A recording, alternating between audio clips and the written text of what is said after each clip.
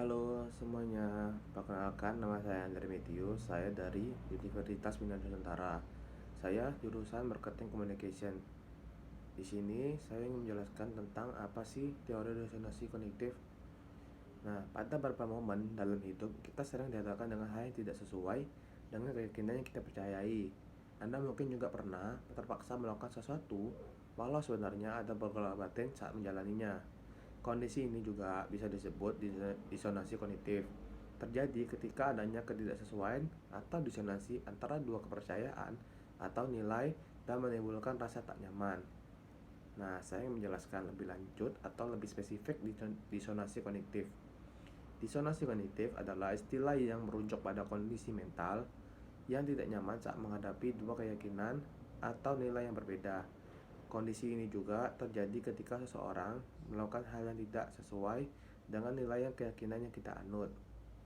Nah, teori ini juga diperkenalkan oleh Leon Festinger dalam tahun 1957. Teori disonansi kognitif berpusat pada bagaimana seseorang berusaha untuk mendapatkan konsistensi dan kesesuaian dalam sikap dan perilaku mereka.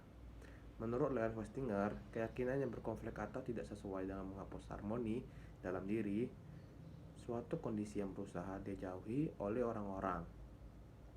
Konflik inilah yang menimbulkan rasa tidak nyaman, karena ketidaksesuaian saat mengalami disonansi kognitif membuat seseorang akan mencari cara untuk mengurangi ketidaknyamanan itu.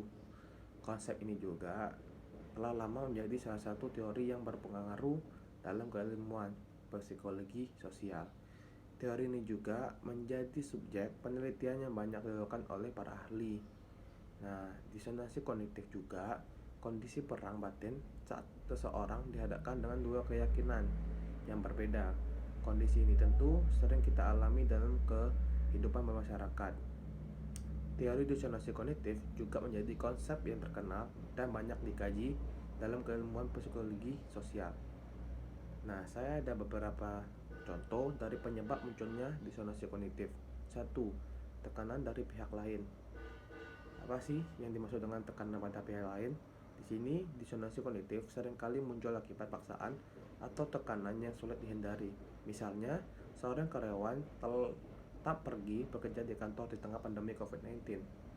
Ia tetap terpaksa berangkat ke kantor karena takut dipecat serta demi mempertahankan penghasilannya.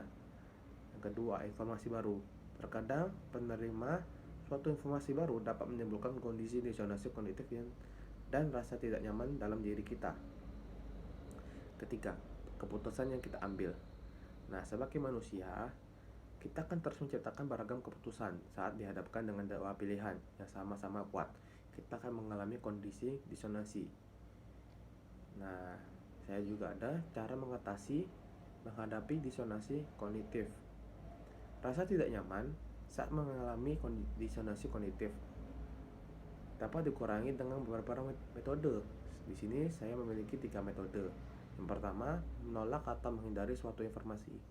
Kondisi disonansi kognitif seringkali dikurangi dengan menghindar suatu informasi baru yang berkonflik dengan keyakinan.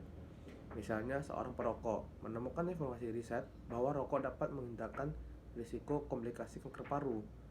Karena berat baginya untuk menghindari rokok, ia mungkin tetap melupakan informasi tersebut, mengatakan bahwa riset tersebut belum tentu benar, dan tetap merokok. Kondisi ini dikenakan sebagai konfirmasi.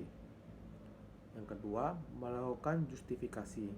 Saat mengalami disonansi kognitif, seseorang mungkin akan melakukan justifikasi dan meyakinkan diri dalam melakukan hal tertentu.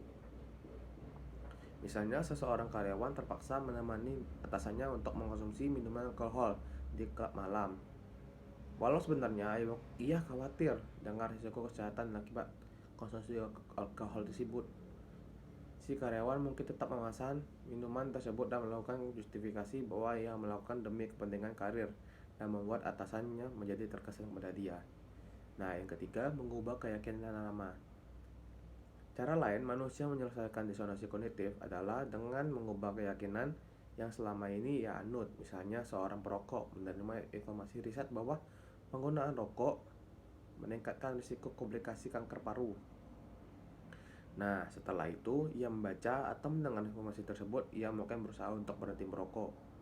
Nah, cukup sekian dari saya menjelaskan tentang teori disonansi kognitif.